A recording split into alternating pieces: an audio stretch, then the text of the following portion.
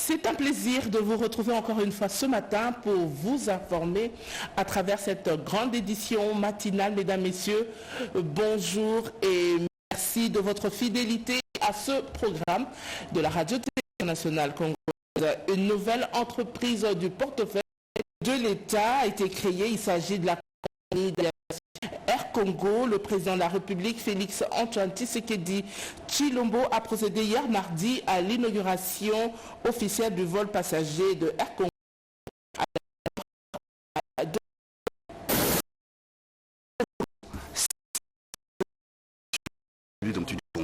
Doté des Boeing 737,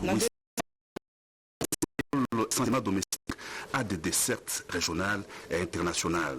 La cérémonie d'inauguration officielle du vol d'Air Congo, ce mardi 17 décembre 2024, a été rehaussée de la présence du président de la République, Félix Antoine Tshisekedi Tshilombo, à l'aéroport international d'Ndjili, où l'on a noté la présence de la première ministre Judith Suminwa et de quelques membres du gouvernement, en l'occurrence le vice-premier ministre, ministre des Transports Jean-Pierre Bemba et le ministre du portefeuille Jean-Lucien Boussard.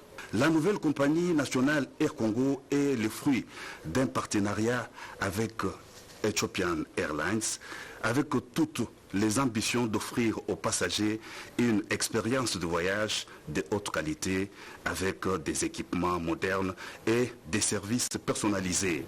Le ministre Jean-Lucien Boussard a salué l'avènement d'une nouvelle entreprise du portefeuille de l'État avant de circonscrire le partenariat Air Congo Ethiopian Airlines, dont la RDC est à capitaux majoritaire. Excellence, Monsieur le Président de la République, chef de l'État, je me dois de reconnaître en fait compte que c'est grâce à votre détermination d'offrir au peuple congolais le mieux-être qu'aujourd'hui, nous venons de franchir une nouvelle étape dans le processus de mise en œuvre effectif de la société Air Congo SA. Il en reste d'autres à franchir. Entre autres, faire bénéficier à cette entreprise du portefeuille de l'État des incitations fiscales nécessaires à la réussite de son démarrage et lui permettre d'accroître sa flotte pour disposer en juin 2025 de 6 avions. Le vice-premier ministre, ministre Jean-Pierre Bemba, a parlé de la concrétisation d'un projet d'envergure sous le leadership du président Félix Antoine Tshisekedi Tshilombo. C'est avec un grand enthousiasme et honneur que je m'adresse à vous aujourd'hui pour évoquer un projet d'une envergure exceptionnelle, la renaissance d'Air Congo, fruit d'un partenariat stratégique entre la République démocratique du Congo et Ethiopian Airlines. Bien que cet accord ait été conclu en 2022, des turbulences ont quelque peu contrarié sa mise en œuvre. Cependant, il faut souligner que c'est lors de notre retour en septembre de la Chine dernier que les instructions claires et déterminées de son Excellence, M. Félix Antoine Tshisekedi Tshilombo, président de la République, et sous la direction de son Excellence, la Première ministre, nous avons été encouragés et instruits à réactiver ce dossier. Cette initiative audacieuse vise à faire d'Air Congo un véritable fleuron du ciel, tant au niveau national qu'international. Pour le vice-premier ministre, ministre des Transports, l'événement de ce jour constitue un nouveau souffle dans les secteurs aériens de la RDC. Air Congo va offrir un service aérien de qualité, soutenir le développement économique de la RDC et contribuer à la connectivité du pays avec le reste du monde, en commençant par l'Afrique. Le numéro 1 du ministère des Transports a invité le président de la République a procédé à l'inauguration officielle du vol passager d'Air Congo. À bord du Boeing 737-800, le chef de l'État a communié avec le passager à destination de Lubumbashi. En compagnie de la Premier ministre, le chef de l'État a aussi visité le deuxième avion. Air Congo va accroître sa flotte aérienne avec 6 aéronefs modernes en 2025.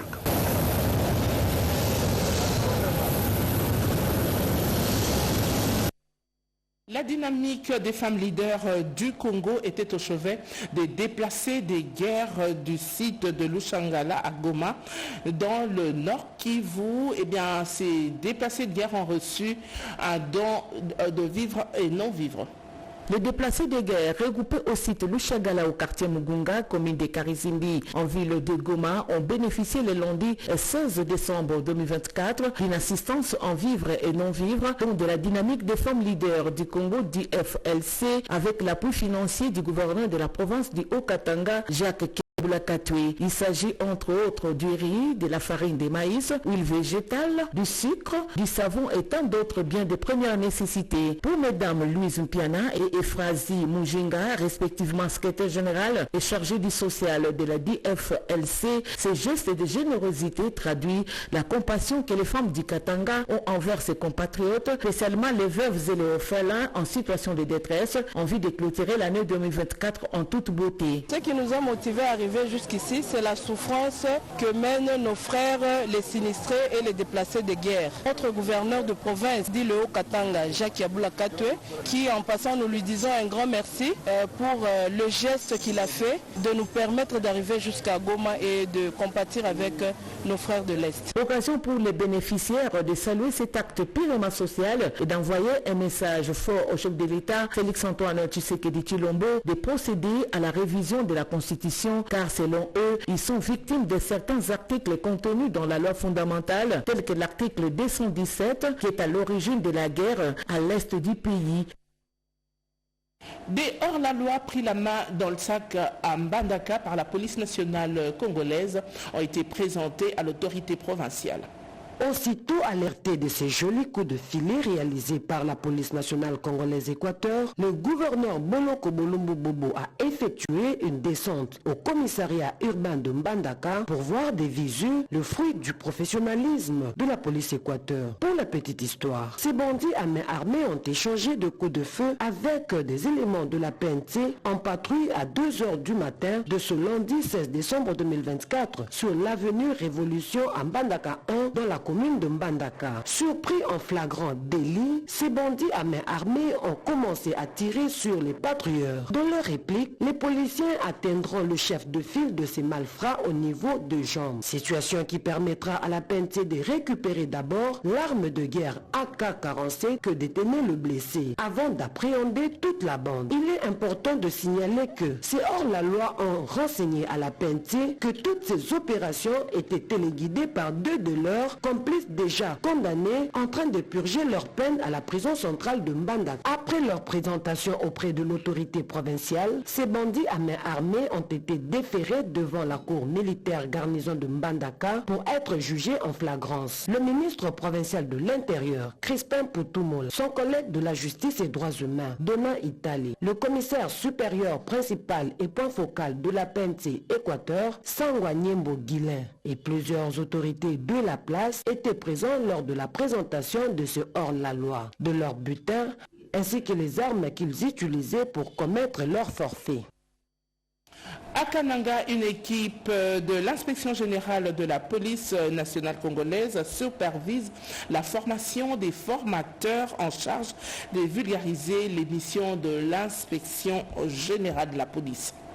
Le tout s'est fait sur instruction du commissaire divisionnaire principal Philémon Patience Mouchidiave et pendant 4 jours dans la ville de Kananga, province du Kasaï central, une équipe de l'inspection générale de la police conduite par les commissaires supérieurs Donancien Ngoy Lumamou séjournait sur place afin de s'assurer de la formation des formateurs pouvant vulgariser les missions de l'inspection générale de la police nationale congolaise pour une police beaucoup plus professionnelle au service du peuple. Notre souci est que tous les policiers, les personnels policiers s'imprègnent sur les missions de l'inspection générale pour qu'ils puissent améliorer les prestations de services, qu'il y ait l'amélioration et un bon fonctionnement des unités et services de la police. Après échange avec le gouverneur intérimaire du du Kasaï central, l'équipe de l'IG a mis à profit la tenue de la parade du commissariat urbain de Kananga pour expliquer aux policiers les missions de l'inspection générale de la police nationale congolaise. Les policiers lésés, tout comme un civil qui veut dénoncer le mauvais comportement d'un homme en uniforme, tous ont les devoirs de fréquenter régulièrement le bureau de l'antenne de l'IG à Kananga pour tout renseignement utile. La dite délégation s'est entretenue également avec les acteurs de la société civile et les différents chefs des quartiers au siège de la commune de Kananga pour jeter les jalons d'une collaboration avec l'inspection générale. Une autre équipe de l'inspection générale de la police a mis les caps sur la ville de Bandundu, dans la province du Kwilu, pour la même mission sous la direction du commissaire supérieur principal Alain Ilunga, secrétaire général administratif à l'inspection générale de la police nationale congolaise. Nous apprenons qu'au Sud Kivu, le plan de développement provincial 2024-2025 a été validé.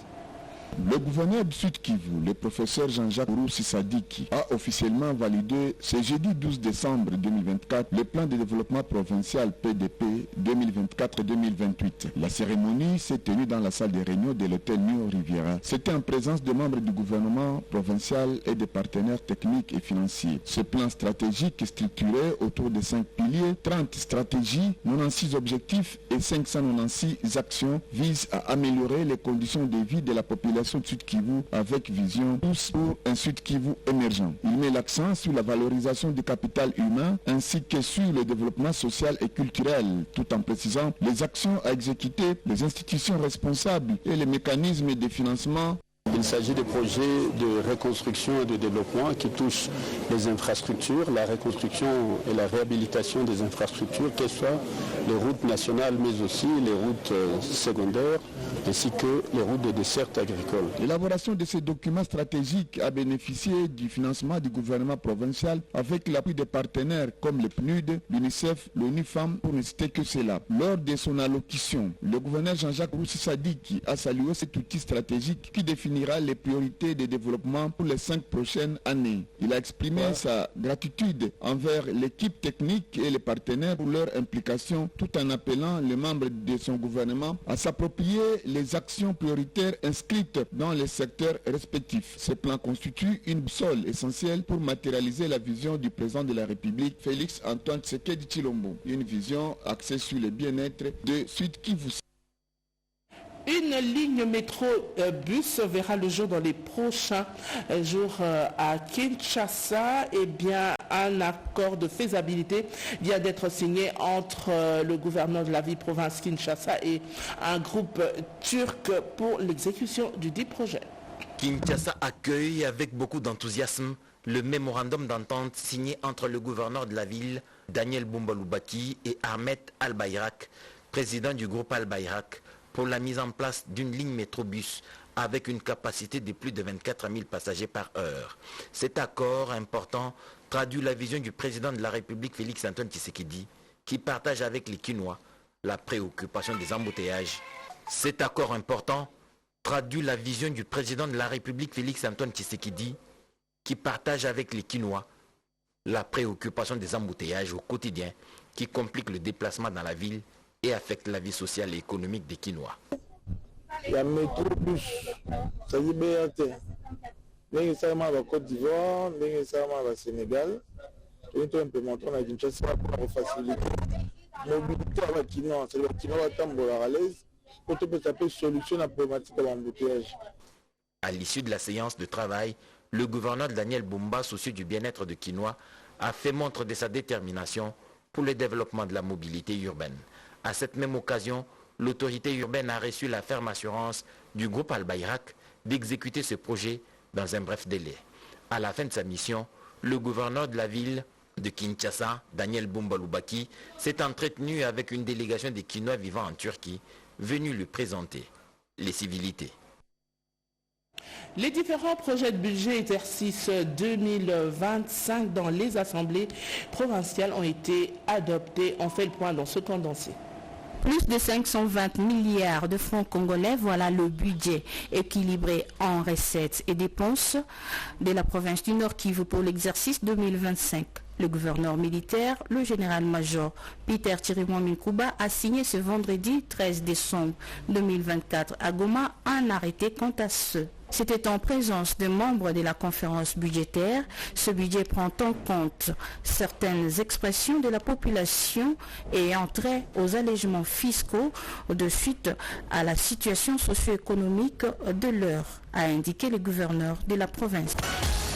La gouverneure du Lualaba n'a pas dérogé à la règle. Ce vendredi 13 décembre 2024, elle s'est acquittée de son devoir constitutionnel face aux élus du peuple en présentant le projet d'édit budgétaire exercice 2025 de son gouvernement conformément aux prescrits de la loi relative aux finances publiques. Ce projet d'édit budgétaire dans son ensemble, les recettes internes chiffrées en francs congolais 2827 milliards 859 millions 584 422,40 centimes et les recettes externes qui sont de l'ordre de francs congolais 70 milliards 970 millions 171 484,58 centimes.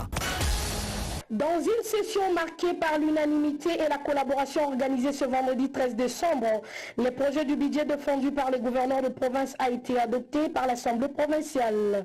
Ce projet qui vise à renforcer les infrastructures et les services locaux a été enrichi par des amendements significatifs proposés par les élus de la province du Nord Ubangi.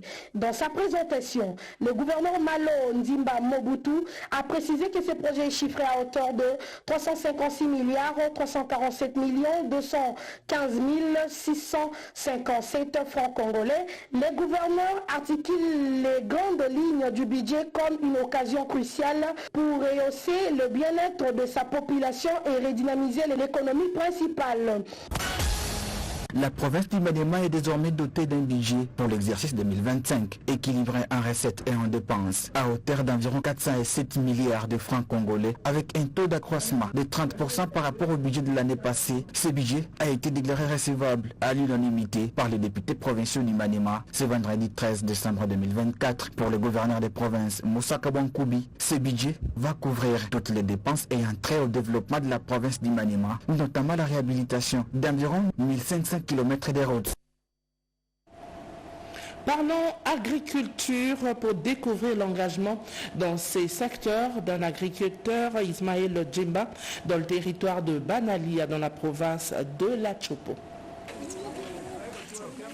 Avec sa machette, Ismaël Djemba, cet agriculteur, se rend chaque matin dans son champ pour entretenir ses plantations, ici, dans le territoire de Banalia, dans la province de La Chopo. Sur cet espace d'1 hectare, il plante essentiellement de cacao comme lui. Les agriculteurs d'autres territoires aussi de cette même province de La Chopo ont reçu des subventions pour la plantation de maïs et palmiers à huile. Des plantations rendues possibles grâce au programme d'appui à la mise en valeur durable des zones des savanes et des forêts dégradées. Un projet du gouvernement congolais financé à la hauteur de 15 millions de dollars par l'Agence française de développement pour une durée de 4 ans. Selon Willy Makiadi, coordonnateur national du projet PSFD. Il y aurait un suivi pendant au moins une année. Je pense qu'une année ou 2 ans, jusqu'à ce que l'intention va commencer à produire. Ces projets agricoles, financés par l'AFD, a totalement changé la vie de ce paysan, ont-ils avoué.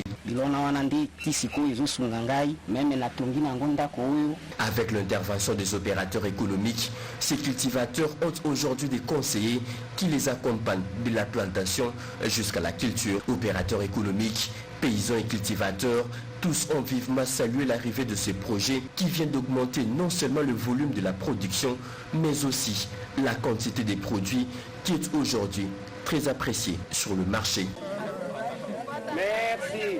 16 jours d'activisme contre les violences basées sur le genre. La Confédération syndicale du Congo a organisé un atelier pour marquer la clôture des 16 jours d'activisme. Les femmes travailleuses ont assisté mardi 10 décembre à l'intention de son personnel. Les délégués syndicaux et les représentants de la société civile présents à Kinshasa autour du thème « La prévention des VGB en milieu du travail ». Une occasion pour la vice-présidente en charge du genre, économie informelle et développement durable de la CSC RDC, Brigitte Charadi, de rappeler à l'assistance l'importance de cette activité. La journée des femmes défenseurs des droits humains. Aujourd'hui, nous sommes le 8 décembre, nous sommes en train de clôturer la période de cette d'activisme. Aujourd'hui, le 8 décembre, c'est la journée mondiale des droits humains. En tant que syndicaliste, les droits des travailleurs font partie des droits humains. Les droits des femmes font partie des droits humains. Le droit à la santé, donc les droits humains, c'est un droit vraiment qui est vraiment très vaste. Et les droits humains sont les droits qu'on appelle, et ce sont les droits qui sont sacrés. Dr Bouchiri Ramazani, coordonnateur national de la structure Univers Santé Plus, a procédé par un brainstorming tout en accueillant les attentes des participants pour tester les niveaux de compréhension. Pour clôturer la cérémonie, le responsable de la SCS au sein de la Fédération urbaine de Kinshasa, Jean Loaka, a exhorté les participants à s'intéresser aux questions liées au genre et de mettre tout ce qu'ils ont comme énergie, intelligence et force afin que les violences basées sur le genre soient réduites. Dans les Bazouélé, le gouverneur Mike Mokeni a remis des jeeps aux administrateurs des territoires pour faciliter leur mobilité. La cérémonie s'est déroulée à l'esplanade du gouvernorat de province du Bazouélé en présence de membres du gouvernement provincial, les comités provinciaux de sécurité et autres invités que le gouverneur de Bazouélé, Mike Mokeni, a mis à procéder à la remise de jeeps aux administrateurs des territoires. Et c'est Pascal Bombeto, inspecteur de la territoriale Bazouélé, rappelle les administrateurs des territoires sur la gestion correcte de ces enjeux. De même pour Mike Mokeni, gouverneur de province, qui remet en titre symbolique les clés de véhicules à l'inspecteur du territorial, rend les hommages au président de la République et chef de l'État. Félix Antoine Tshisekedi Tshilombo avant d'appeler aux responsables de la petite territoriale au sens de la responsabilité dans l'utilisation de ces charrois motorisés. Cette journée sera gravée dans les annales de la province du Bazouélé car réservée pour la remise officielle des moyens de transport aux animateurs de la territoriale. Entendu par là les administrateurs de territoire, ce qui concrétise la vision du chef de l'État. Dans leur figure, on peut lire que la joie, au nom de ses collègues, Mme Ndolo Bale Kaboussia, administrateur du territoire pilote de Bouta, donne ses impressions. À son Excellence, Félix Antoine Tshisekedi Tshilombo, président de la République démocratique du Congo, le garant de la nation, qui a eu cette initiation de nous doter avec ces véhicules. Que le bon Dieu les donne une longue vie. Ici de signaler ces véhicules étaient donc de la présence de la République aux entités territoriales de base. La première haute école privée de management, Vatel International, vient de déverser sur le marché de l'emploi des diplômés en management hôtelier. Et bien c'était après la cérémonie de collation des grades académiques. Elle vient pour la première fois déverser sur le marché de l'emploi des diplômés en management hôtelier. L'école internationale Vatel de Kinshasa a organisé la cérémonie de collation de grades académiques 2023-2024 ce samedi 14 décembre. La société hôtelière étant l'un des secteurs clés du tourisme, cette cérémonie a eu comme parrain le ministre du Tourisme Didier Mpambia et Marc Ekila de la formation professionnelle. La formation est la base parce que les touristes sont de plus en plus exigeants, des exigences qui sont au-delà des standards que nous avons. En tant que manager, c'est à vous de dire aux gens, voilà ce qui se fait ailleurs, voilà ce que le... L'auteur Fatima Vazir et son époux Sajid Alibokous, le directeur général Martin Kayembe a axé son discours sur la motivation, exhortant ainsi les finalistes à pasticher sur leurs aînés travaillant déjà dans plusieurs grandes chaînes hôtelières du monde. Un moment historique, non seulement pour chacun d'entre vous, mais aussi pour notre institution, la première haute école privée de management en hôtellerie et tourisme en Afrique centrale. Aujourd'hui, en tant que diplômé, vous ne représentez comptez pas seulement votre propre succès, mais aussi celui de l'ensemble de notre communauté Vatel et celui de notre beau pays, la RDC. Depuis sa création, Vatel International a placé avec succès tous ses diplômés dans des hôtels 5 étoiles à travers le monde. La joie ne pouvait qu'être perceptible sur le visage de ces lauréats avec leur diplôme en main. L'ASBEL, les amis de Patrick Mouyaya, s'engagent à assainir la commune de Bumbu. Les cris d'alarme de la population de Bumbu et Selembao a été entendu. Une tête d'érosion menace la vie des paisibles citoyens des quartiers Fimi et Selembao sans solution jusqu'à ce jour. Voilà pourquoi une délégation de l'ASBEL, les amis de Patrick Mouyaya, est descendue sur le terrain sous la conduite du député national Eric Chikouma. Il est question pour cette délégation de faire le constat de l'ampleur des dégâts et porter cette voix auprès des instances supérieures. Aujourd'hui, nous sommes venus, bien évidemment, pour lancer le travaux d'assainissement afin de pouvoir lutter contre cette tête érosive qui menace pratiquement 6 quartiers dans la contrée. Et cela s'est fait sous la supervision de l'ASBEL, les amis de Patrick Mouyaya. Dans les images, vous avez vu la population de la contrée, elle a communié avec nous, mais également elle a convergé de force avec nous pour que nous puissions venir à bout à cette tête érosive. Ensemble, nous puissions vaincre cette tête érosive qui menace de centaines, pour ne pas dire des milliers de maisons et des foyers qui sont en danger. Cette descente sur les sites a forcé l'admiration de la population qui se sent soulagée. À cette occasion, des travaux d'assainissement ont été lancés dans ces quartiers en attendant l'intervention musclée du gouvernement de la République. Dans sa casquette d'élu national et au cadre de l'UDPS, Eteni Longondo a sensibilisé la population de Tchangou sur le pourquoi du changement de la Constitution. Le lutte qui est là dans la province de la Tchouapa, l'honorable docteur Eteni Longondo, au cadre de l'Union pour la démocratie et le progrès social, était face à la population de la Tchangou ce dimanche 15 décembre 2024. Toutes les cellules et sections de la Fédération de Tchangou sont venues massivement pour écouter ces cadres du parti présidentiel. Est-ce que Trois points cruciaux ont caractérisé son discours, notamment le fonctionnement du parti, les réalisations du chef de l'État, ainsi que la révision de la Constitution.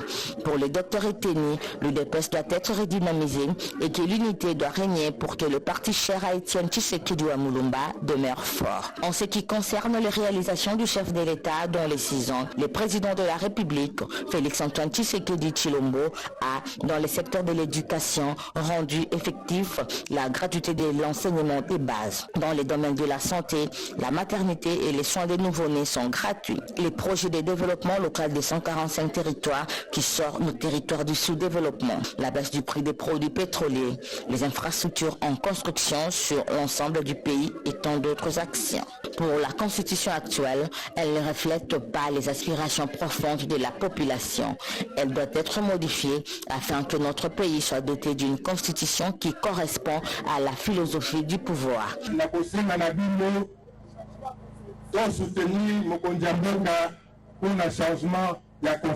Nous devons tous soutenir l'idée du chef de l'État en rachérie, Dr Eteni, mais aussi il a salué les efforts de nos FRDC au front. Fin de ce journal réalisé par Pécho Moubenga Yakasongo, José Dimonekene était derrière la caméra. Henri Alimassi, Alain Galia et Émile Zola ont assuré